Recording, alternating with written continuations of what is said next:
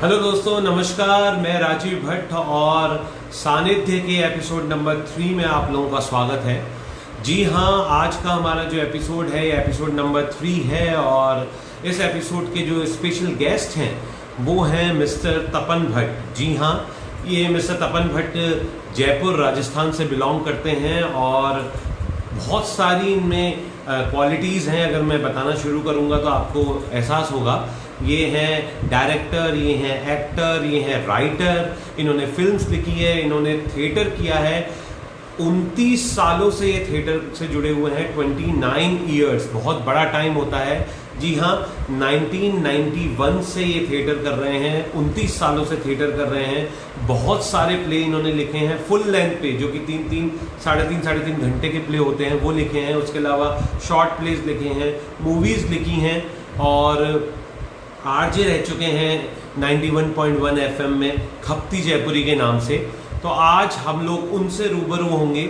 जी हाँ, आज का जो सेशन होगा बहुत ही ज़्यादा इंफॉर्मेटिव और इंटरेक्टिव सेशन होगा, क्योंकि आज आप उनसे बहुत सारी चीज़ों के बारे में जानेंगे। देखिए, आप उनसे थिएटर के बारे में जान सकते हैं, आप उनसे म्यूज़िक के बारे में जान सकते हैं, क्योंकि वो तमाशा जो है जयपुर तमाशा, जो कि ब्रह्मपुरी का भट्ट परिवार करता है, उसके बहुत समय से जुड़े हुए हैं। और मेन जो रांझा का कैरेक्टर है वो खुद तपन भट्ट जी निभाते हैं। तो आप उनसे म्यूज़िक के बारे में जान सकते हैं, आप उनसे राइटिंग के बारे में जान सकते हैं, आप उनसे उनकी लाइफ स्टाइल के बारे में जान सकते हैं। मीन्स बहुत सारी चीज़ें ऐसी हैं जो आप उनसे जान सकते हैं, उनसे पूछ सकते हैं। और आज हमको एक ये भी मौका मिलेगा कि हम उनसे कुछ जोक्स भी सुनेंगे। अभी कोरोना का जो टॉपिक चल रहा है उसमें भी हम उनसे कुछ चीज़ें जानेंगे कि उन्होंने इसके बारे में क्या सोचा है, कैसे वो काम कर रहे हैं, कैसे उनकी लाइफ स्टाइल चल रही है। बहुत कुछ आज हम जानेंगे उनके बारे में।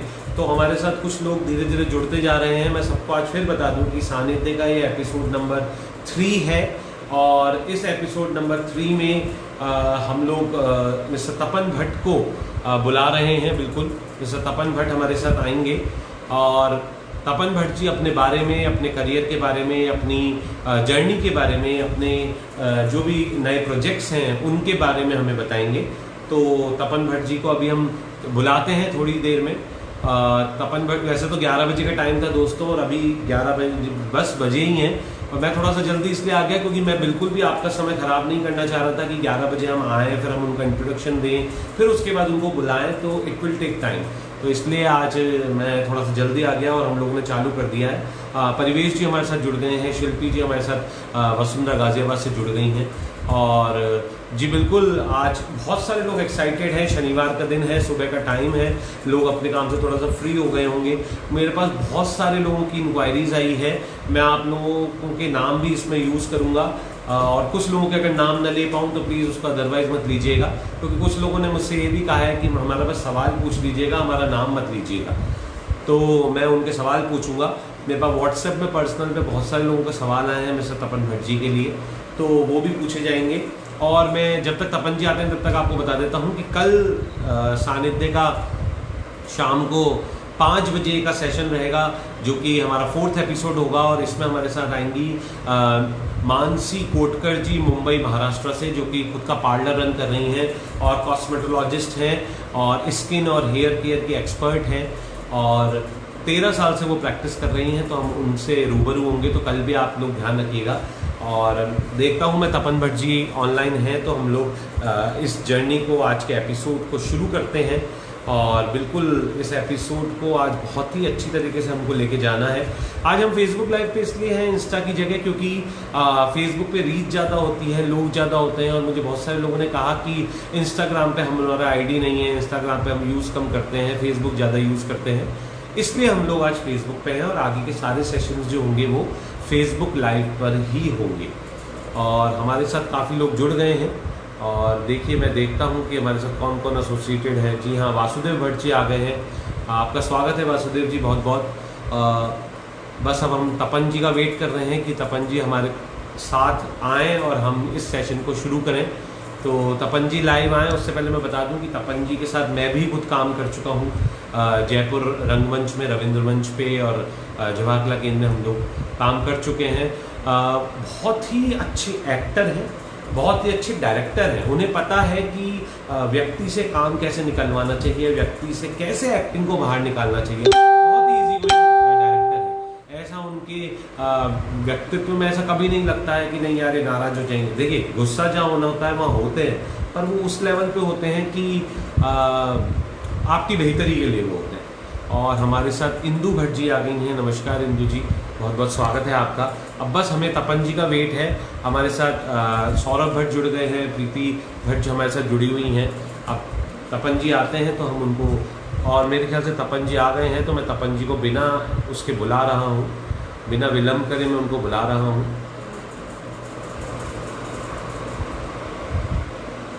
तो तपन जी को मैं इनवाइट कर रहा हूँ। आई थिंक कुछ इंटरनेट कुछ इशू आ रहा है, क्योंकि तपन जी आ तो रहे हैं, दिख भी रहे हैं हमको, पर वो ऐड नहीं हो पा रहे हैं। कुछ इशू आ रहा है। मेरे को ऐसा लगता है तपन जी या तो आपने पेज को लाइक नहीं कर रखा है या फॉलो नहीं कर रखा है, क्योंकि आपके ऑप्शन के आगे फॉलो या ऐड का साइन नहीं आ रहा है। तो अगर आप एक बार इस पेज को लाइक या ऐड करेंगे तो आपके आगे ऐड का साइन आ जाएगा, जिससे आप तपन जी को हम ऐड कर सकते हैं इस सेशन में।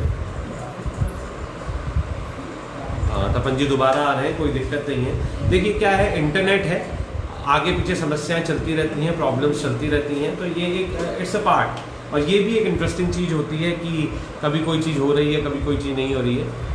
तो तपन जी अब दोबारा हमारे साथ जुड़ने वाले हैं, और मैं बस उन्हीं का इंतज़ार कर रहा हूँ कि वो आ जाएं तो हम लोग स्टार्ट करते हैं। वर्तिका गोस्वामी जी हमारे साथ जुड़ गई हैं बीकानेर से। बहुत धन्यवाद आपका आने का, बहुत अच्छी बात है। और हमारे साथ बहुत सारे लोग जुड़ गए हैं, बस हमको हमारे गेस्ट का वेट है।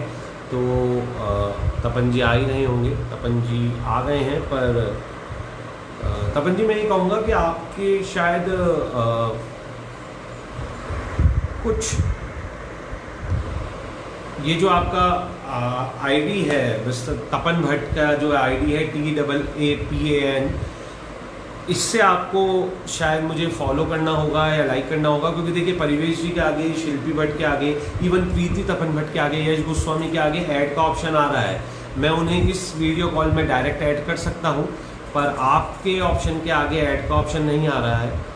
तो ये, और जब तक आपके ऑप्शन के आगे ऐड का ऑप्शन नहीं आएगा तब तक हम आपको ऐड नहीं कर सकेंगे।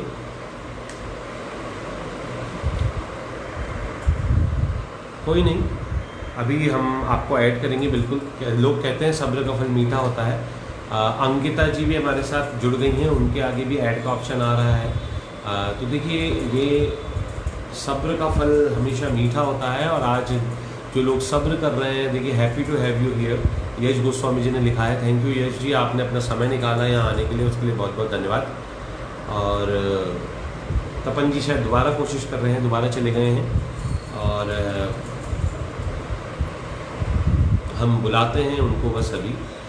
तो मैं तपन जी के बारे में बता रहा था कि उनके साथ मैंने प्लेस करे हैं, उनके साथ मैंने कई नाटक करे हैं, और मुझे बहुत ही अच्छा महसूस हुआ, क्योंकि उनकी जो तरीका है प्ले कराने का, उनका जो तरीका है रोल कराने का, वो बहुत ही अलग है, अद्भुत है। बहुत ही अलग तरीके के वो प्लेस करते हैं। जी हाँ, तपन भट्ट जी अब हमारे साथ आ गए हैं। सॉरी आप लोगों को लेट हुआ, बस मैं उनको बुला रहा हूँ, और मैंने उनको रिक्वेस्ट भेज दी है ऐड की। और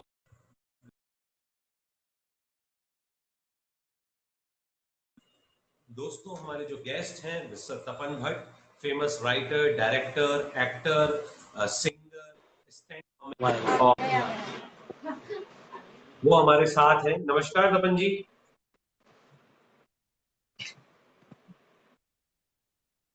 हेलो।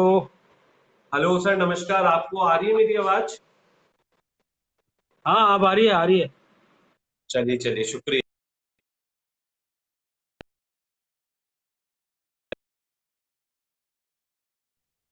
हेलो। हाँ सर, हाँ सर, हाँ आवाज आ रही है मेरी?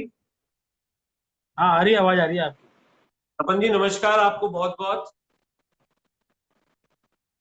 नमस्कार साहब, आपको भी बहुत बहुत धन्यवाद।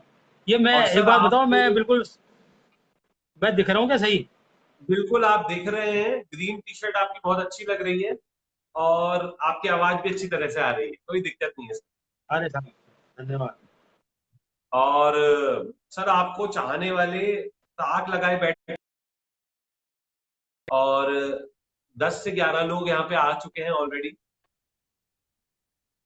अरे वाह साहब, यश गोस्वामी जी नमस्कार, लक्ष्मीकांत जी गोस्वामी जी नमस्कार, सोनिका जी तो सर मैं प्रणाम। आपसे शुरू करना चाहता हूँ बातों का सिलसिला, क्योंकि हमारे पास जो टाइम है वो 50 मिनट का ही है।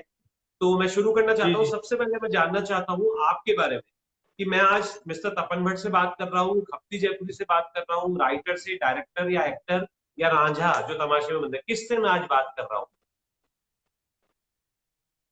वैसे तो आज तो आप तपन भट्ट से बात कर रहे थे, क्योंकि जी। तपन भट्ट के अच्छा। मैं सबसे पहले तो तपन भट्ट ही हूँ। बाकी के किरदार तो बाद में निभाए हैं मैंने। 1970 में जब मेरा जन्म हुआ था तो मैं तपन भट्ट के रूप में जन्म लिया था मैंने। जी। ओके, तो सर देखिए ऐसा है, लोग आपको ह्यूमर के लिए जानते हैं। लोग जानते हैं कि आपकी बातों में कहीं ना कहीं जो पॉजेस भी होते हैं वो लाफ्टर के होते हैं। आपके साथ मैंने भी प्लेस करे हैं। तो आज का हमारा सेशन मतलब बहुत मजेदार होने वाला है, क्यों? जी बिल्कुल बिल्कुल बिल्कुल सर, बिल्कुल सर तो बिल्कुल शुरू मजेदार होने करते वाला हैं, है सर। और देखिए जिंदगी जो सवाल है ना, तो। मैं आपको जिंदगी जो है वो हंसी के हम्म। बिना तो कुछ भी नहीं है। अगर हंसी नहीं है जिंदगी में तो फिर कुछ भी नहीं है। इसलिए हंसी सबसे इंपॉर्टेंट है, पहले हंसना जरूरी है, बाकी चीजें बाद में। ये तो बात सर सही है आपकी, बिल्कुल। और हमारे पास द्वारकेश भट्ट जी भी जुड़ गए हैं। तो सर देखिए मेरे पास एक सवाल आया था, जो मैं आपसे पूछना चाह रहा था, पहला सवाल, जी कि आपने विविध चीजें करी। जैसे आपने थिएटर भी करा है, थिएटर आपने 29 साल से आप कर रहे हैं। आपने आरजे भी रहे हैं आप। आपने मूवीज भी लिखी, आप गवर्नमेंट जॉब में भी करते हैं। तो इतनी सारी डिफरेंट फील्ड आप कैसे संभाल पाते हैं, कैसे अपने आप को क्रिएटिव रख पाते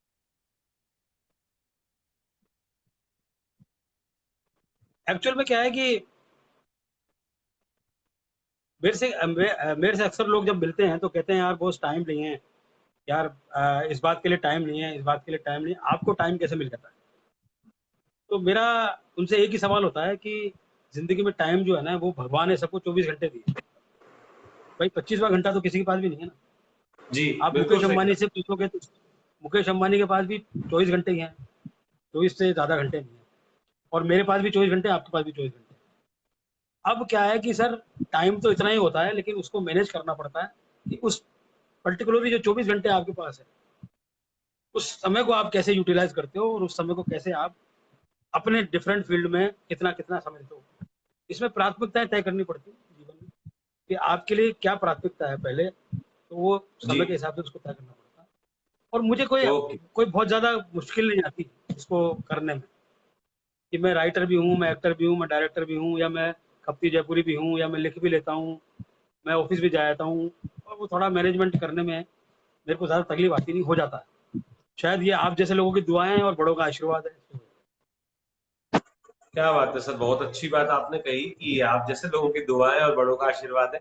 हम तो हमेशा दुआ करेंगे कि आप इसी तरह से हर फील्ड में सक्सेसफुल रहें, कामयाब रहें। हमारे साथ बहुत सारे लोग जुड़ गए हैं, बहुत सारे लोग जुड़ गए हैं। राजेश गोस्वामी जी, मीनाक्षी भट्ट जी, मंजू रानी जी, सभी को मैं वेलकम करता हूँ। सर मेरे को एक बात बताइए, आपने थिएटर किया है, आपने स्ट्रीट प्लेज लिखे हैं, आपने मूवीज लिखी हैं। आप किस विधा में सबसे ज्यादा कंफर्टेबल महसूस करते हैं?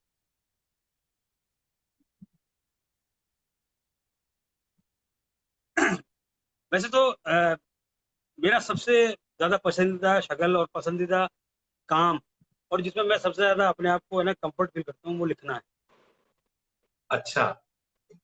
अभी अभी मेरा एक 12 अप्रैल को मैंने एक पेज शुरू किया है मेरा फेसबुक पे, तपन भट्ट के नाम से है पेज। उस हम्म। पर मैंने व्यंग लिखने शुरू किए हैं। तो आप जैसे लोगों की दुआएं, बड़ों के आशीर्वाद से 12 अप्रैल से लेकर अभी तक की आज की जो तारीख है, आज कौन सी तारीख है, 11, तो 11 जुलाई। 2 महीने हुए हैं। 12 अप्रैल, जी। मई, जून और जुलाई, 3 महीने में 2000 फॉलोअर उसके कंप्लीट हो गए। क्या बात है सर, बधाई हो, बहुत बहुत बहुत बहुत बधाई हो आपको। तो तो मतलब व्यंग लिखने में मुझे सबसे ज़्यादा आनंद आता है। और एक चीज़ से मैं सबसे ज़्यादा कंफर्ट फ़ील करता हूँ और मुझे बहुत ज़्यादा ऊर्जा मिलती है, वो है थिएटर। जब मैं स्टेज पे नाटक करता हूँ, उसकी रिहर्सल करता हूँ, तो बस फिर ऐसा लगता है कि इससे बेहतर चीज़ दुनिया में कोई नहीं। क्या बात है। तो लिखना आपको सबसे ज्यादा पसंद है, बहुत ही अच्छी बात आपने बताई मुझे। जी, सर मैं ये कह बिल्कुल। रहा था कि बहुत सारे लोग ऐसे होते हैं, इवन हमने फिल्म्स का भी सुना है कि किसी को पिक्चर लिखनी होती है तो वो हिल स्टेशन पे चले जाते हैं, सुनसान जगह पे जाके ही लिखते हैं। पर मैं जितना आपको जानता हूँ ऐसा कभी हुआ नहीं है, आप तो बैठे बैठे ही लिख लेते हैं, बातें चल रही हैं और आप अपनी राइटिंग कर लेते हैं, अपने मोबाइल पे ही लिख लेते हैं। तो वो थॉट कैसे जनरेट होता है, वो मतलब कैसे आप कर लेते हैं, कुछ कोई टिप्स देना चाहेंगे? एक्चुअल में क्या है, एक्चुअल में शायद मेरा लिखने का जो स्टाइल है या तरीका है वो थोड़ा डिफरेंट है। आवाज़ आ रही है मेरी? आवाज़ अच्छी तरह आ रही है ना? बिल्कुल आ रही है सर, आ रही है। मेरा जो लिखने का तरीका है वो थोड़ा डिफरेंट है सर। मेरे को शोर-शराबे से या टीवी चल रहा है या लोग बात कर रहे हैं, उससे मेरे को फ़र्क नहीं पड़ता। क्योंकि क्या है, लिखने से पहले का जो वो मेरा डिफरेंट है लोगों से। मैं क्या करता हूँ कि जो भी मेरे को लिखना होता है उसके बारे में मैं पहले सोचता हूँ। अब सोचने के लिए मैं चाहे छत पे टहल रहा हूँ, चाहे मैं कहीं भी हूँ, कहीं बैठा हुआ हूँ, मैं 8 लोगों में बैठा हुआ होऊँगा तो लोगों को लगेगा कि मैं मतलब उनके साथ हूँ, लेकिन मेरे दिमाग में जो है ना वो प्रक्रिया चलती रहती है लिखने वाली। एक्चुअल में मेरी पहली स्क्रिप्ट, पहली, दूसरी, तीसरी ड्राफ्ट जिसको बोलते हैं, वो दिमाग में बन जाती है। और जब मैं कागज़ पे लिखने लगता हूँ या मतलब मोबाइल पे लिखता हूँ, तो वो चौथी और फाइनली होती है, तो मैं न तो काटा-पीटी करता हूँ, ना मतलब हम्म। कोई ऐसा है कि ये गलत है, ऐसा है, क्योंकि वो पहले 4-5 बार दिमाग में लिखी जा चुकी है। एक चीज़ की मुझे आवश्यकता ज़रूर पड़ती है लिखते समय, और वो मेरी माँ जी। और मेरी जो वाइफ़ हैं, वो बहुत अच्छी तरह जानती है। मेरे को जब भी लिखना होता है ना, तो मुझे थोड़ी-सी नमकीन चाहिए होती है, जो साथ में चलती रहती है। वो मुझे क्या थोड़ा-सा क्या बात है है। कि मतलब रफ़त बनाती है। बस मेरे को नमकीन चाहिए, बाकी मुझे ना तो कोई हिल स्टेशन चाहिए, ना कोई ना कोई एकांत चाहिए, ना कुछ।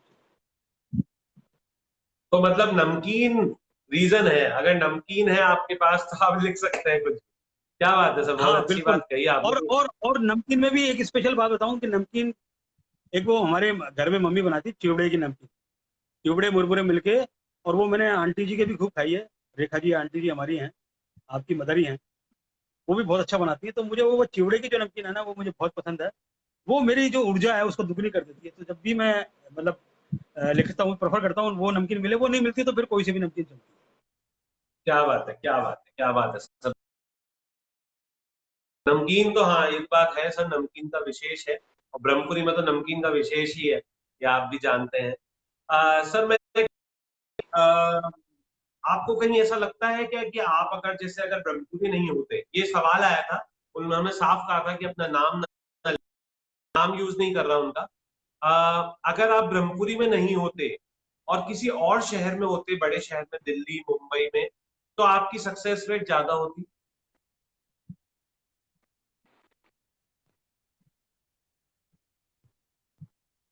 हाँ, बिल्कुल सही बात है। एक्चुअल में क्या है कि मेरे को मेरे गुरुजी ने कभी कहा था कि अगर आपको कंगारू पकड़ना है, अगर आपको कंगारू को पकड़ना है तो आप क्या करो? तो पहले तो मेरे समझ में आया नहीं कि वो कहना क्या चाहते हैं। मैंने कहा सर कंगारू पकड़ना है तो कंगारू को पकड़ूँगा। बोले कहाँ हम्म। पकड़ोगे? कंगारू को कहाँ पकड़ोगे? छोटी चौपड़ पे, बड़ी चौपड़ पे, अजमेर में, आमेर में कहाँ पकड़ोगे? मैंने कहा जहाँ कंगारू होगा वहाँ पकड़ूँगा। बोले कहाँ होगा कंगारू?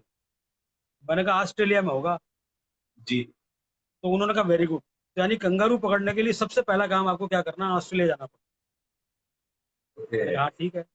तो जो चीज़ जहाँ आपको बहुतायत में उपलब्ध है, आपको अगर वो काम करना है तो आपको वहाँ जाना पड़ेगा। जैसे मेरा जो फ़ील्ड है, अगर मुझे बहुत बड़ी सक्सेस चाहिए तो मुझे मुंबई जाना चाहिए, और मुझे मुंबई ही रहना चाहिए। पर जी। चूँकि क्या होता है कि पेड़ में जब फल लगते हैं ना, तो पेड़ तो एक ही होता है, लेकिन उसके सारे जो फल हैं, उनके पकने का टाइम अलग-अलग होता है। कोई क्या कोई फल बात। पहले पक जाता है, कोई बाद में पकता है। तो हर फल के पकने का एक अपना टाइम है, तो वो जब टाइम आता है तभी होता है वो काम होता है। और फिर सर मतलब हर प्रारब्ध से जुड़ी चीज़ है, हर का अपना-अपना भाग्य है। जी। अ, शादी हो गई, बच्चे हो गए, फिर ज़िम्मेदारियाँ हो गई, तो फिर मैं मुंबई गया भी था 2 साल और वहाँ काम भी मिलने लगा था, लेकिन फिर वो ज़िम्मेदारियाँ खींच लाई वापस। खींच लाई।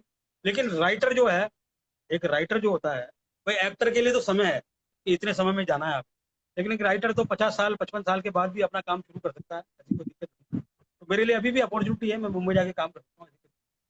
और बिल्कुल अगर बिल्कुल मुझे बड़ा सर। बड़ा सक्सेस चाहिए तो फिर जाना ही पड़ेगा। बिल्कुल आपने सही कहा। इवन आप गए भी थे मुंबई, ये मैं जिक्र भी करना चाह रहा था कि आप मुंबई गए थे।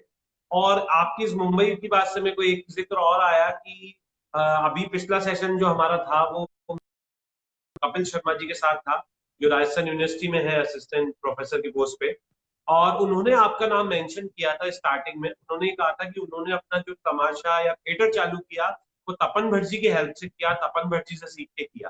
तो आपको कैसा लगता है कि आपके सीखे हुए लोग जैसे अनुकल गोस्वामी जी आपके थिएटर्स में एक्टिंग करते थे और आज वो कपिल शर्मा शो के साथ जुड़े हुए हैं, तो हाउ डू यू फील, आपको कैसा लगता है कि लोग इस लेवल पे काम कर रहे हैं और वो आज भी आपको याद रखते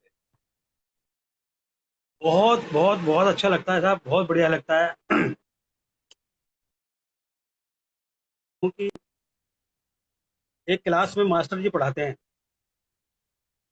हैं? क्लास में 30 बच्चे होते हैं, 30 या 40 बच्चे होते हैं।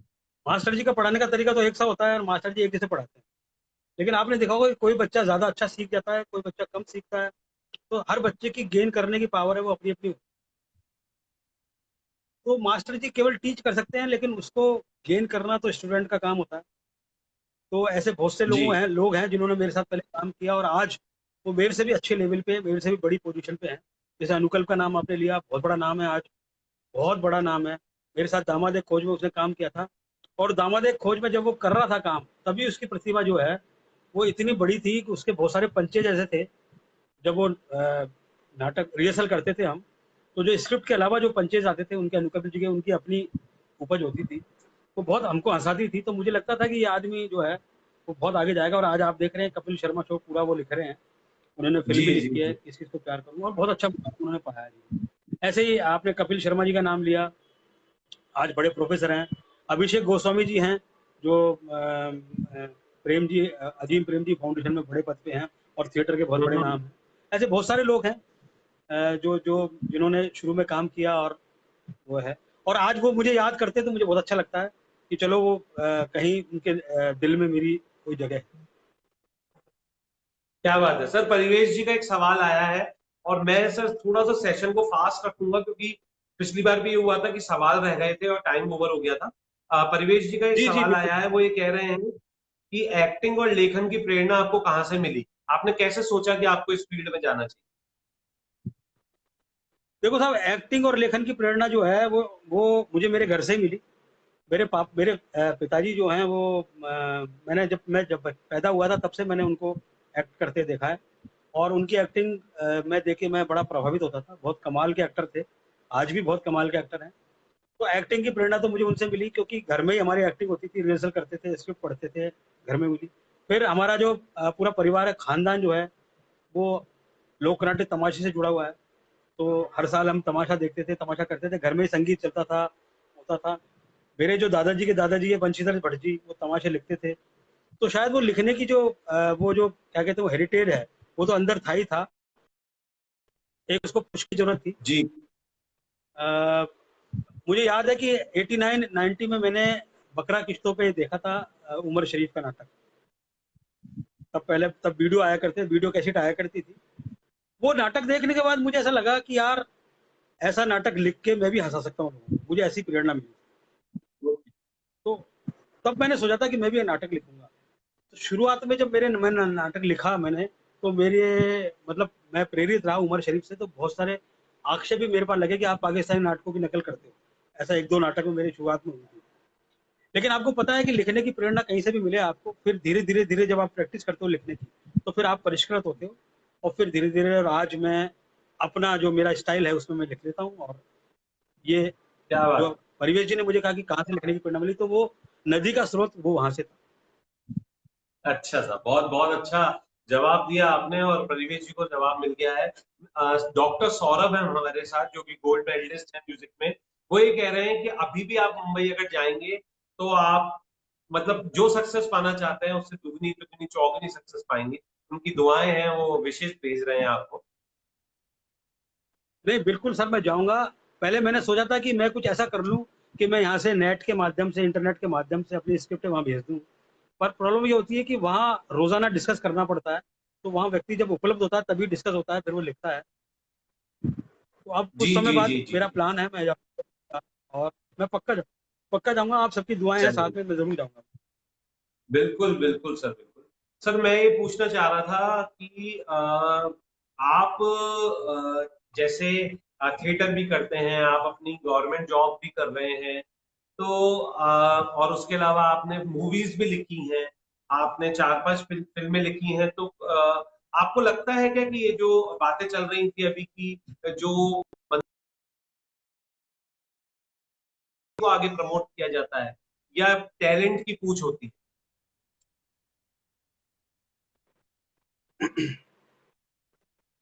देखो, अल्टीमेटली तो टैलेंट की ही पूछ होती है। अल्टीमेटली तो टैलेंट से ही टिकता है व्यक्ति। हाँ, बाकी की चीजें जो हैं वो मतलब आपको सपोर्ट करती हैं। अगर आपका कोई जानकार है वहाँ पर, आपका कोई अगर वहाँ गॉडफादर है या आपका कोई सिफारिश है, वो आपको सपोर्ट जरूर करेंगी। लेकिन आपका जो टिकना है, आपका जो लंबे समय तक चलना है, वो आपके टैलेंट पर निर्भर करता है। अगर टैलेंट नहीं है तो फिर ये सिफारिशें और ये आपको एक दो काम दिला सकती है, लेकिन बाद में आप चलेंगे तो टैलेंट। Okay sir, okay. मैं ये पूछ रहा था, मुंबई विशाल जी का एक सवाल था कि जी आप जी। लेखक के रूप में और निर्देशक के रूप में क्या कभी विरोधाभास महसूस करते हैं क्या? एक्चुअल में ये जो सवाल है, ये बहुत टिपिकल सवाल है। और ये हाँ, कि लेखक और निर्देशक कैसा होना चाहिए, या लेखक और निर्देशक में क्या समानता होती है, या उनमें क्या चीज होनी चाहिए। मैं कहता हूँ कि लेखक बहुत एक अलग मतलब व्यक्ति होता है, और निर्देशक एक बहुत अलग व्यक्ति होता है। लेखक का काम ये होता है कि लेखक जो है उसने कोई चीज लिख दी है, तो जब लेखक ने लिख दी है चीज, तो वो उसका जो काम है वो वहां खत्म हो गया, क्योंकि उसे लिख दी है। अगर कोई लेखक को पढ़ना चाहता है तो उसको लेखक की किताब पढ़नी चाहिए, लेखक की स्क्रिप्ट पढ़नी चाहिए। लेकिन अगर वो लेखक का काम देखना चाह रहा है, देख रहा है, हम्म। स्टेज पे देख रहा है, स्टेज पे होते हुए, तो फिर वो वहाँ लेखक जो है वो गौण है। वहां पर जो निर्देशक है जो उसको प्रस्तुत कर रहा है, उसकी अपनी क्रिएटिविटी है, वो देख रहा है अगर, तो फिर उसको निर्देशक का काम देखना चाहिए। मेरे कहने का मतलब ये है कि मैं जब कोई नाटक डायरेक्ट करता हूँ, तो मैं केवल और केवल निर्देशक होता हूँ। उस समय मेरे लेखक को मैं साइड में रख देता हूँ। जी हालांकि मेरे साथ प्लस पॉइंट ये है कि मैं अपने लिखे नाटक प्रस्तुत करता हूँ। तो जी। लेखक और निर्देशक जब एक ही है, जब लेखक और निर्देशक एक ही है, तो वहां दिक्कत नहीं आती।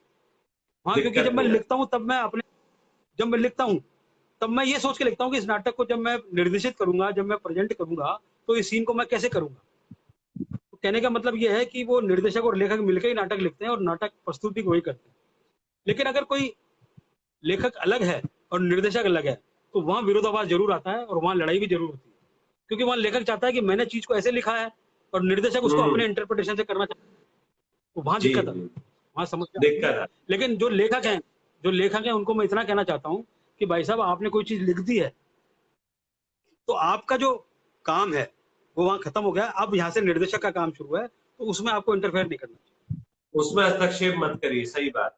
ना बिल्कुल ना सही वो बात। निर्देशक का काम है। क्योंकि आपने तो अपना संपूर्ण काम कर दिया, किताब लिख दी, अब किताब पढ़ लेगा पढ़ने वाला, अगर उसको लेखक को जी देखना है जी तो। जी। लेकिन अगर वो देखने जा रहा है, तो फिर वो निर्देशक को देखने जा रहा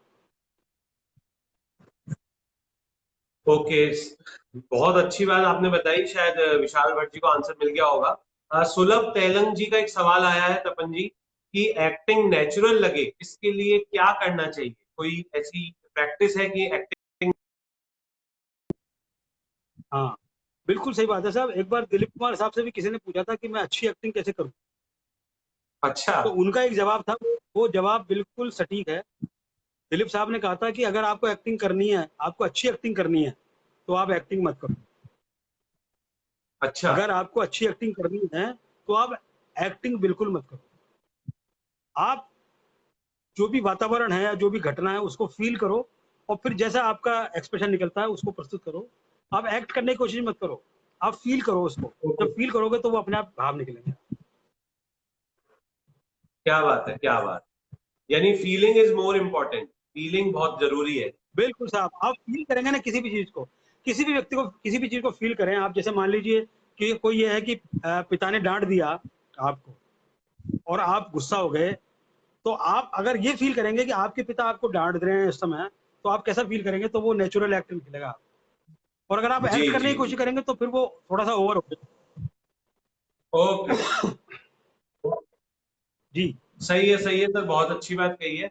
सर एक सवाल आ रहा है जो कि एस्ट्रोलॉजर हैं अंकिता जी, उनकी तरफ से, कि आपके फेसबुक का जो आईडी है उस पर TAA है और भट्ट में भी 2 B जी हैं, जी। तो आप क्या कुछ न्यूमरोलॉजी को मानते हैं या इसके पीछे क्या चक्कर है? एक्चुअल में क्या होता है कि साहब जीवन में नई नई चीजें मतलब जब हम देखते हैं तो एक जिज्ञासा तो उत्पन्न होती है। जब पहली बार ये न्यूमरोलॉजी सामने आई थी तो मुझे लगा कि यार ये क्या है, लोग कैसे करते हैं। जैसे एकता कपूर ने अपने सारे सीरियल के से शुरू किए थे। उसके हाँ हर सही है। सीरियल का नाम जो है के से शुरू होता था। और कई सीरियल के नाम भी बड़े अजीब लिखती थी। वो कसौटी जिंदगी की में की का जो की जो लिखती हैं वो KAY लिखती हैं। तो KY, हाँ। उसका कुछ ना कुछ तो मतलब अंतर होता होगा, कुछ ना कुछ होता होगा। जैसे कई लोग कपूर में डबल के लगाते हैं। तो तब तो अंकिता जी मतलब आपकी लाइफ में भी नहीं आई थी और मैं उनसे जान पहचान नहीं थी। उसके पहले मेरे कोई मित्र हैं जिनको जो न्यूमरोलॉजी में काम करते हैं। तो मैंने उनसे ऐसे ही पूछा था कि यार मेरे को कौन से क्षेत्र में काम अच्छा मिल सकता है, या मैं लिखना चाहता हूँ या मैं इसमें करना चाहता हूँ।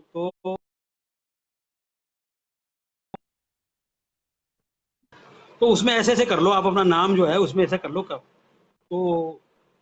तो मैंने उनके कहने पर ये किया था। लेकिन उससे मुझे ऐसा लगता नहीं कि कोई खास परिवर्तन आया, क्योंकि हो अच्छा। सकता है उनकी जानकारी थोड़ी कम हो या कुछ हो। तो मैं जिन्होंने ये अभी मेरे से सवाल पूछा है उनसे ही मैं कहूंगा कि वो मेरे नाम को देख के बताएं कि मुझे ये स्पेलिंग ठीक है या इसको थोड़ी और सही करना है। जी जी जी, बिल्कुल बिल्कुल। संदेश के जरिए उन तक पहुंच गया है और होप सो वो जल्दी आपसे संपर्क करेंगी। आशुतोष पारीक जी हैं, वो कह रहे हैं कि गुरुजी लिखने की प्रक्रिया कभी खत्म होती है क्या? ये लिखने की है या सीखने की है? नहीं सर, उन्होंने लिखा है सीखने की, सॉरी सॉरी। हाँ, आशुतोष पारीक जी लिख रहे हैं कि सीखने की प्रक्रिया कभी खत्म होती है ना ना ना ना, सीखने की प्रक्रिया कभी खत्म नहीं होती है। सीखने की प्रक्रिया कभी खत्म नहीं होती, निरंतर लगातार चलती रहती है। अगर आपने सीखना बंद कर दिया तो आप समझ लीजिए कि आप जिंदगी में आपने जीतना भी बंद कर दिया। आप कभी आगे जीत नहीं पाएंगे। अगर सीखना बंद तो जीतना बंद। ये लाइन बिल्कुल क्या फैक्ट बात है। है, क्या बात। आप और सीख हाँ, और सीखने की कोई उम्र भी नहीं होती। मतलब कोई कहता है मैं 60 साल का हो गया, 70 साल का हो गया, आप क्या सीखूंगा? नहीं नहीं, आप हम्म। लगातार नई नई चीजें सीखते रहते हैं और सीखना चाहिए आप। मैं ओके। एक उदाहरण देता हूँ। मेरे एक मित्र हैं विनय जी। विनय जी एक मित्र हैं मेरे, जिनको हम प्यार से चंदू बोलते हैं। तो उन्होंने मेरे को एक बात बताई थी कि अगर मान लीजिए मेरी उम्र 50 साल की है और 50 साल तक मैंने कोई चीज जीवन में सीखी है, और फिर मैं 54 साल की जी। उम्र का हो गया और 4 साल बाद भी मेरे जीवन में सीखने वाली चीजें उतनी हैं जितनी मैंने 50 साल में सीखी थी, तो मेरे वो 4 साल जीवन के बेकार हो। बेकार। यानी कि मुझे हर परिस्थिति, हर स्टेज पर कुछ ना कुछ सीखना जरूरी चाहिए, कुछ नया सीखना सीखना चाहिए। चाहिए। क्या बात है, क्या बात है सर, बहुत अच्छी बात बताई आपने। सर सवाल कंटिन्यू बहुत सारे आ रहे हैं। शिल्पी जी जो हैं, जो कि गाजियाबाद रहती हैं, उन्होंने पूछा है कि any suggestions for new generation who wants to join theatre और राइटिंग फील्ड? कोई सजेशन देना चाहते हैं जो थिएटर या राइटिंग फील्ड को चुनना चाहते हैं उनको? देखो साहब, थिएटर के बारे में जितना मैं कह सकता हूँ, थिएटर जो है वो आत्मसंतुष्टि के लिए होता है। थिएटर से आपको बहुत सुकून मिलता है। थिएटर से आपकी पर्सनैलिटी डेवलप होती है। थिएटर से आप हर फील्ड में संघर्ष करना सीखते हैं। तो क्योंकि थिएटर में जब आप सेट लगाते हैं तो आपको सुई धागा भी चलना चाहिए, कील भी ठोकनी पड़ती है, आपको सब काम करना पड़ता है। तो फील्ड का कोई ऐसा काम नहीं है जो आप नहीं सीख पाते हो थिएटर से। इसलिए जब कभी भी कहीं समस्या आती है तो आप उसको तुरंत मतलब दूर करने के लिए प्रयासरत हो जाते हो, ऐसा सीख जाते हो थिएटर से। थिएटर आपके डेवलपमेंट को बढ़ाता है, सब कुछ करता है। लेकिन थिएटर में जो पैसा है वो बड़ा मुश्किल है। इसलिए थिएटर को अगर आप पैसा कमाने के नजरिए से देखने आएंगे तो मैं नए लोगों को कहूंगा कि भाई आप थिएटर को सेकंड या थर्ड ऑप्शन रखना, फर्स्ट आपके पैसे कमाने का कोई और ऑप्शन होना चाहिए। जी थिएटर जी आप जी। करने आओ, आपको बहुत आनंद आएगा, बहुत मजा आएगा, आनंद आएगा, जिंदगी का बहुत आप आनंद लेंगे, सुकून मिलेगा। आप जेब आपकी जो है वो भरने के लिए अगर आप थिएटर में आ रहे हो तो फिर थिएटर को सेकंड थर्ड नंबर पर रखना, पहले पैसे कमाने का कोई जरिया होना। हाँ, लिख सकते हो क्या आप। बात है, क्या बात। लिखने के लिए सबसे बड़ी बात है कि जो राइटर बनना चाहता है उसको सबसे पहले रीडर बनना चाहिए, बड़ा रीडर। उसको बहुत सारी किताबें पढ़नी चाहिए, बहुत सारी फिल्में देखनी चाहिए, बहुत सारी कहानियां पढ़नी चाहिए। बड़े बड़े जो राइटर हैं हमारे, प्रेमचंद हुए या मतलब हरिशंकर परसाई हुए या और बड़े राइटर हैं, शेक्सपियर हुए, कालिदास हुए, हम्म। इनको पढ़ना चाहिए। पढ़ने के बाद फिर घटनाओं को ऑब्जर्व करके अपने शब्दों में लिखना चाहिए, तो अच्छे राइटर बन सकते हैं आप। और राइटर में अच्छे राइटरों की बहुत कमी है, सही है, तो सही राइटर है। के लिए स्वागत है आपका उसका। क्या बात है, बहुत अच्छी बात कही है। शिल्पी जी को आंसर अपना मिल गया होगा। सौरभ जी कह रहे हैं, डॉक्टर सौरभ, वो जानना चाहते हैं आपसे कि आपकी लिखी कोई दो सर्वश्रेष्ठ कृतियां या नाटक जो आपको लेखक के तौर पे सबसे ज्यादा पसंद हो, उनका अगर आप नाम मेंशन करना चाहें।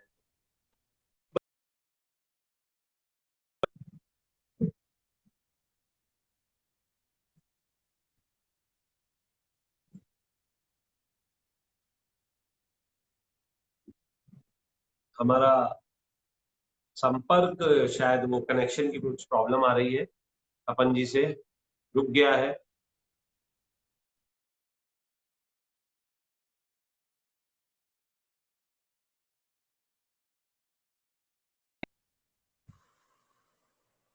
मैं दोबारा तपन जी को देता हूँ लाइन पे। तपन जी चले गए हैं।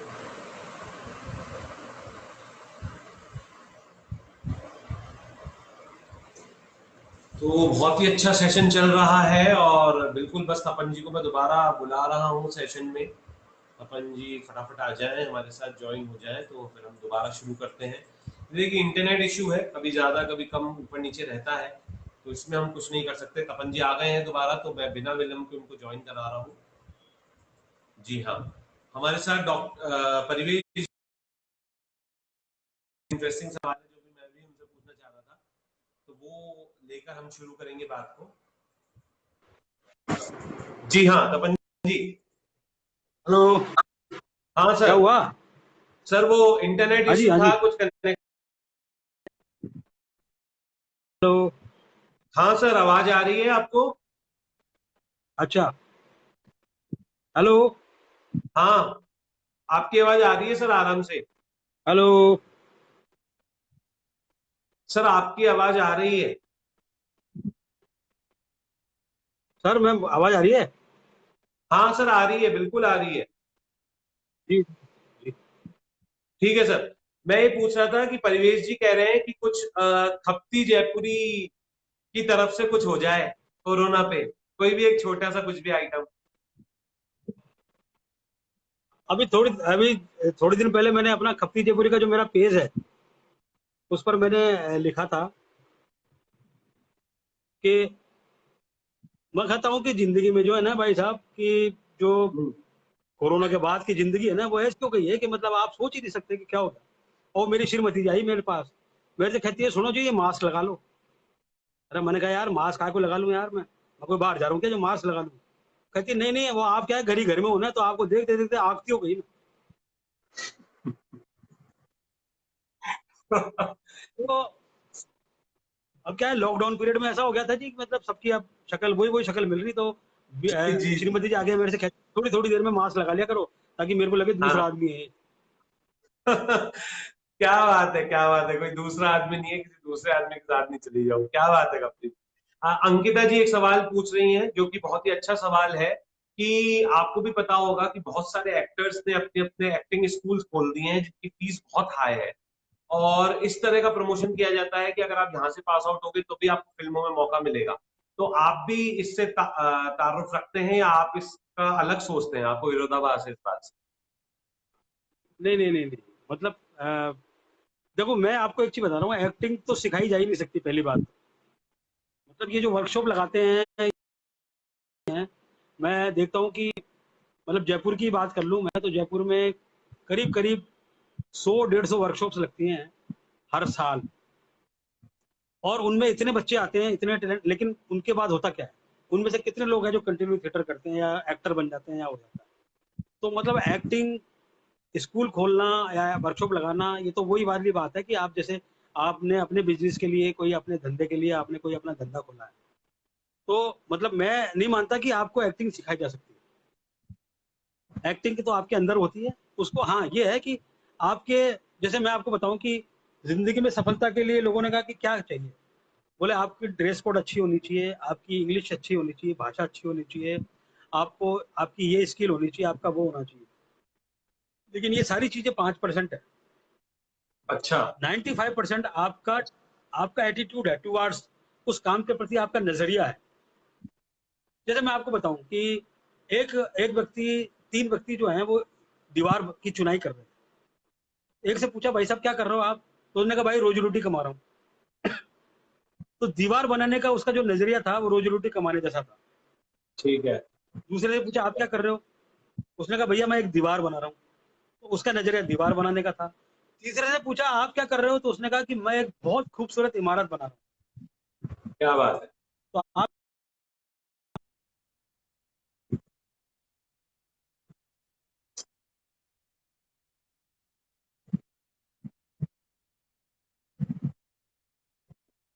कुछ कनेक्शन में फिर प्रॉब्लम आ गई है।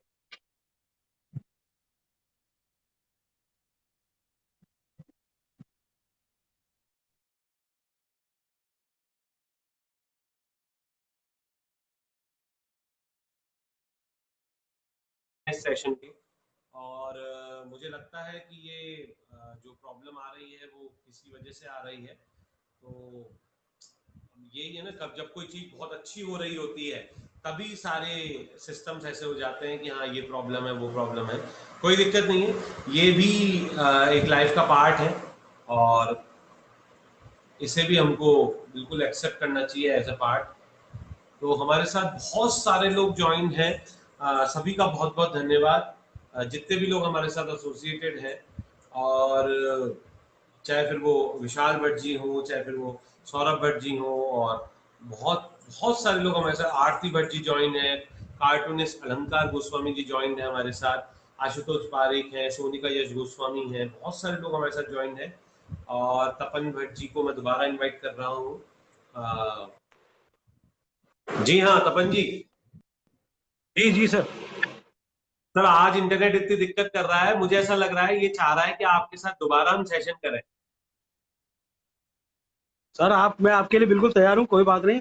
और मुझे बहुत अच्छा लगा, इतने सारे लोगों ने मतलब इतने अच्छे सवाल पूछे, इतना डीपली इंटरेस्ट लिया मेरे को जी देखने के जी। लिए। मतलब मैं ऐसे कोई सेलिब्रिटी तो हूँ नहीं, लेकिन फिर भी देर से मिलने के लिए, मेरे को देखने के लिए अरे इतने लोग सर आए, इन आप सबका प्यार है। सेलिब्रिटी हो, और मैं नाम नहीं लेना चाहता, पर मैंने लोगों के वॉलेट्स में आपकी फोटो देखी है सर। क्या बात कर रहे हो सर? सर मैंने एक प्ले किया था, मैं आपको बता था, संदीप मदान जी का, जो कि हुआ था जवाहर कला केंद्र में, जिसमें कम से कम 300 से 400 आर्टिस्ट थे, और मेरे साथ विशाल भट्ट जी भी थे। उसमें विशाल भट्ट जी ने ही मेरा नाम रिकमेंड किया था। उसमें जो नए नए लोग थे, नए नए बच्चे थे, पहली बात तो जब उन्होंने ये जाना कि मैं आपसे एसोसिएटेड हूँ, तो वो मेरे को ऐसे कहने लग गए, यार आप तो स्कूल से आए हो, आप तो स्कूल से आए हो। और उनके वॉलेट्स में मैंने आपकी फोटोग्राफ देखी थी सर। ओके, क्या बात है। ये सर मेरे लिए बहुत बड़ी बात थी कि वो जिनकी फोटोग्राफ है वो मेरे ब्रदर हैं। मैं लोगों को बताना चाहता हूँ कि मेरे साथ तपन भट्ट मेरे ब्रदर हैं, और बहुत इनसे ही थिएटर सीखा है, इनसे मैंने बिजनेस सीखा है, इनके साथ मैंने काम भी किया है। तो बहुत ही शानदार व्यक्ति है। आ, एक यश गोस्वामी जी का सवाल है, हम सिर्फ अब 3 सवाल और लेंगे। यश गोस्वामी जी का सवाल है कि आपका लिखा हुआ अम्मा बेटी व्हाट्सएप पे बहुत जबरदस्त है, और परफॉर्मेंसेस भी बहुत अच्छी हैं, और लोग कह रहे हैं कि जिसके कारण इनका लॉकडाउन बहुत बेहतरीन जा रहा है, क्योंकि ये वो अम्मा बेटी देखते रहते हैं और एंजॉय करते रहते हैं। कीप धन्यवाद पोस्टिंग। धन्यवाद यश जी, धन्यवाद बिट्टू जी, आपका बहुत बहुत धन्यवाद साहब। और आप इसी तरह देखते रहें, इसी तरह एंजॉय करते रहें, और इसी तरह दुआएं देते रहें। Thank you. जी जी जी। सर मैं एक सवाल और पूछ रहा था, मिस्टर रवि का ये सवाल था, जो कि अहमदाबाद से हैं। और इन्होंने ये कहा है कि आपने मुंबई गए आप, और मुंबई रहे आप, और मुंबई से वापस आ गए, जबकि आपका काम मुंबई में अच्छा सेट हो रहा था, आप लोगों से जानकारी आपकी बहुत अच्छी हो गई थी। तो बहुत सारे लोग ऐसे हैं कि जो मुंबई जाते हैं, स्ट्रगल करते हैं और वापस आ जाते हैं। तो उन लोगों के लिए आप कोई मैसेज देना चाहते हैं कि उनको क्या प्रायोरिटीज रखनी चाहिए, क्या सोचना चाहिए? देखो साहब, मुंबई क्या है कि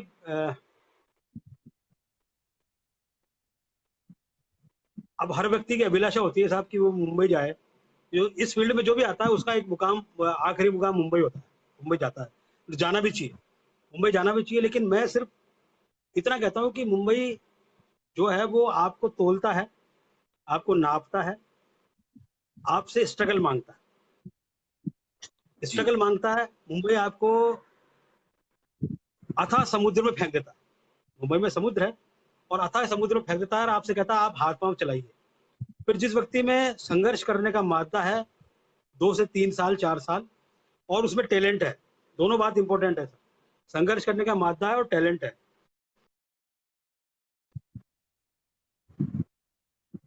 बाहर और ऊपर ऊपर उठा दिया। ठीक है सर, मैं लास्ट हाँ। सवाल ले रहा हूँ, क्योंकि कनेक्शन में कुछ प्रॉब्लम आ रही है। सौरभ भट्ट जी जो हैं वो थोड़े से नाराज हो रहे हैं कि मेरा सवाल अधूरा रह गया। उन्होंने आपसे पूछा था कि ऐसी दो कोई कृतियां या नाटक जो आपको बहुत पसंद हो आपके, उनका जानना चाहते मैं हैं। मैं मैं उसका जवाब दे रहा था कि भाई ऐसा है कि हर माँ बाप को अपने सारे पुत्र और पुत्री, सारी औलादें, सारी संतानें बहुत प्रिय होती है। तो एक राइटर को भी अपनी लिखी हुई सारी कृतियां बहुत अच्छी लगती हैं, वो उनसे बहुत प्रेम करता है।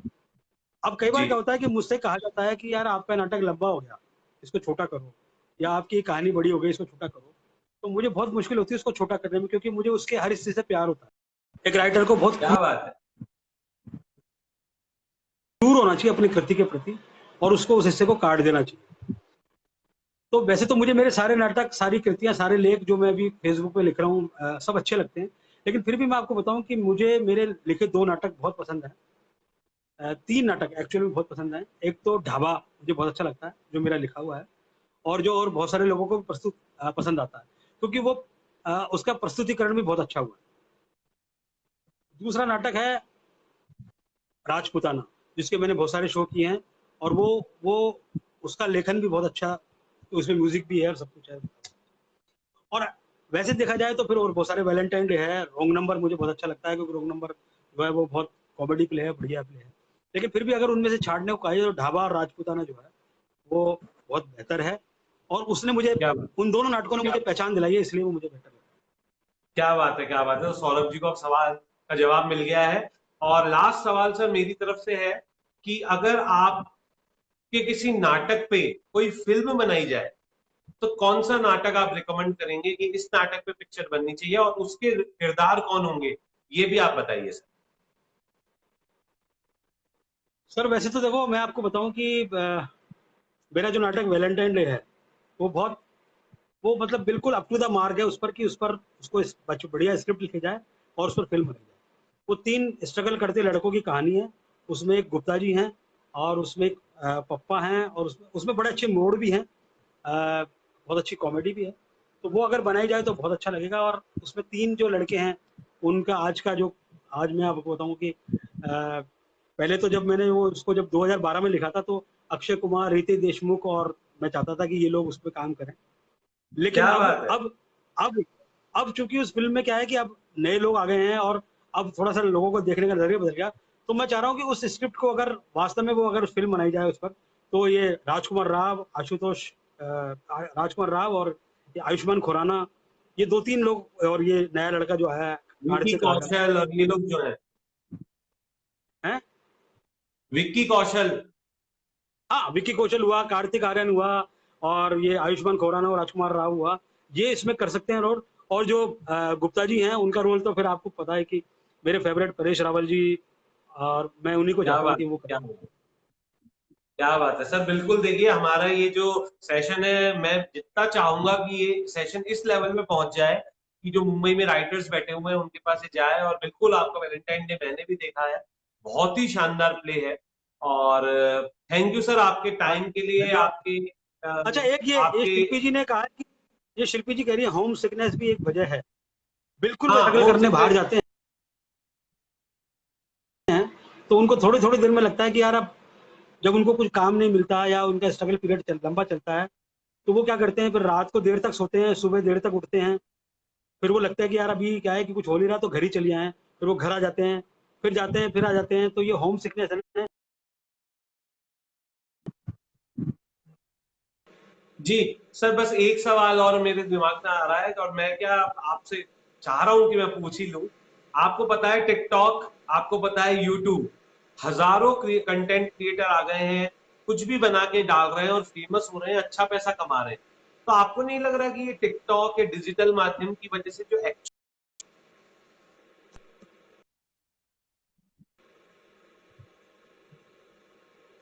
हेलो।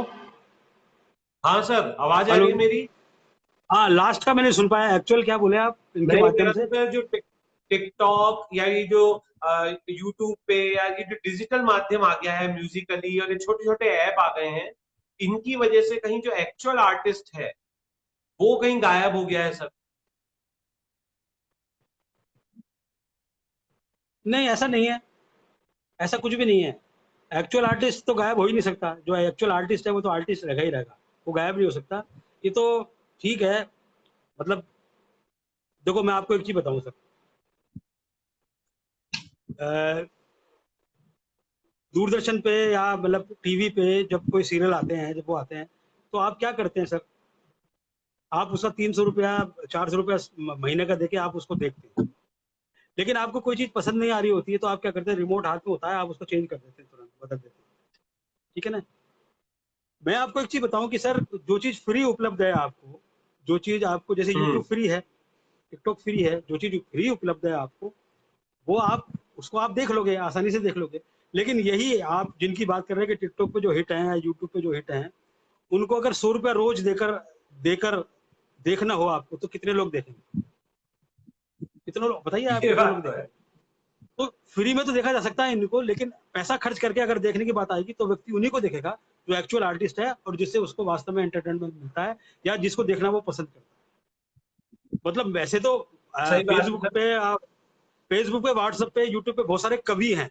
लेकिन अगर मुझे 500 रुपए की टिकट खरीद के सुनना है, तो फिर मैं कुमार विश्वास को या फिर मैं ऐसे को सुनूंगा जो मुझे पसंद है या जिसको सुनने की वर्थ है।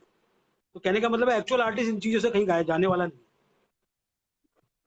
जी जी जी जी, बिल्कुल सही बात कही आपने। सर पर मेरे को इस बात से एक बात और आ रही है कि जैसे थिएटर है सर, अगर मान लीजिए प्ले है, उसकी रेट है 1,000 रुपए, 5,000 रुपए, और उस थिएटर के साथ कोई बड़ा नाम जुड़ा हुआ है, तो वो हाउसफुल रहता है।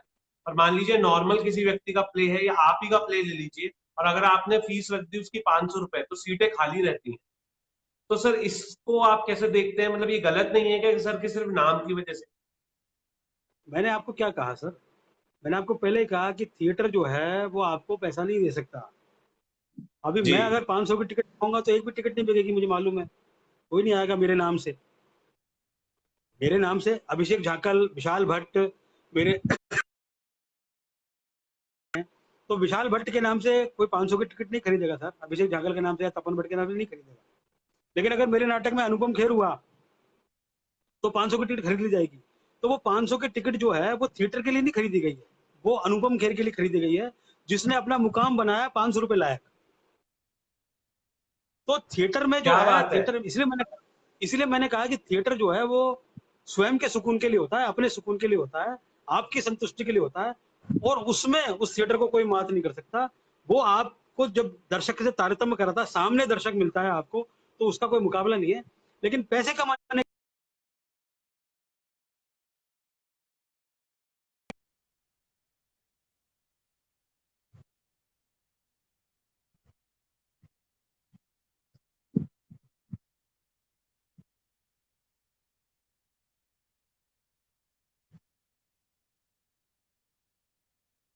तो जैसे तपन जी बता रहे हैं,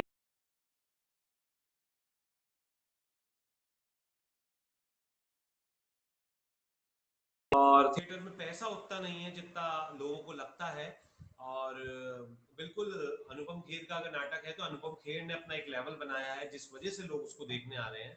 तो हम बस सेशन के अंतिम पड़ाव पे आ गए हैं और फिर हमारा कनेक्शन ब्रेक हो गया है। नेक्स्ट टाइम से हम लोग थोड़ा सा ध्यान रखेंगे कि कनेक्शन प्रॉब्लम ना हो। आजकल क्या है कि लॉकडाउन की वजह से इंटरनेट इस लेवल पे यूज हो रहा है कि लोगों का कनेक्शन बहुत ज्यादा नहीं रहता है। और वैसे भी अब 5 मिनट बचे थे तो मैं हमारा सेशन ओवर करता हूँ। हम लोग कल शाम को 5 बजे मिलेंगे मानसी कोटकर जी के साथ। और आज के लिए तपन जी को बहुत बहुत बहुत धन्यवाद कि तपन जी हमारे साथ जुड़े। मैं एंड नोट तपन जी से ले लेता हूँ, बस वो आ गए हैं तो बस उनसे लास्ट ले लेता हूँ और उनको धन्यवाद दे देता हूँ। तपन जी, सर हाँ जी इंटरनेट सर, की हाँ जी सर। प्रॉब्लम मैं माफी चाहता हूँ और नेक्स्ट टाइम आपको जरूर हम बुलाएंगे और अच्छा इंटरनेट रखेंगे।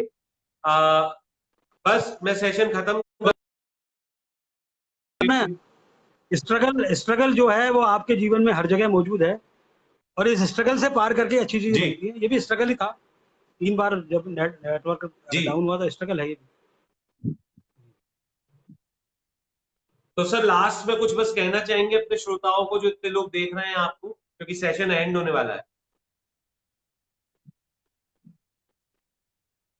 बस लास्ट में मैं ये कहूंगा कि सर कि दुनिया में जो है सर, अभी आपने देखा होगा कोरोना काल चल रहा है और कोरोना से निजात मिली नहीं है हमको।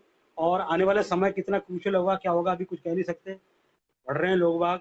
तो सिर्फ और सिर्फ दुनिया में एक चीज जो है वो बहुत इंपॉर्टेंट है, वो ये है कि आप कितना प्यार एक दूसरे को दे पाते हैं, कितना प्यार एक दूसरे के लिए छोड़ पाते हैं, क्योंकि ये जीवन में यही काम आएगा।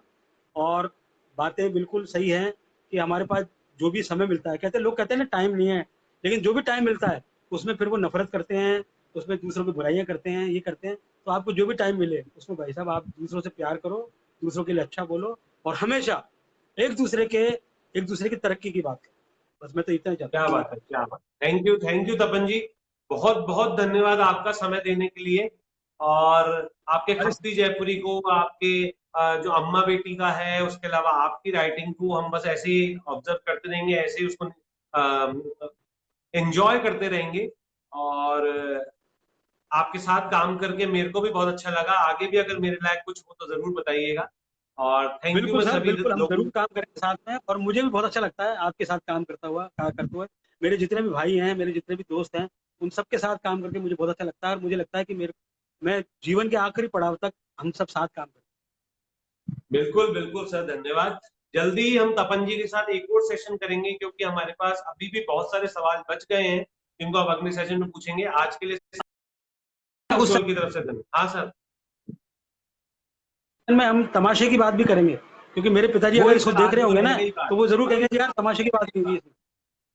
नहीं नहीं, आज बिल्कुल सर रह गई, पर समय कम है इसीलिए मैंने आपसे कह दिया है लोगों को अभी आपसे बिना पूछे। तो मैं आपसे दोबारा समय लूंगा और वो सेशन पर्टिकुलर तमाशे का रहेगा। और उसमें मैं चाहूंगा कि तपन जी के साथ तमाशा के और आर्ट जिससे हम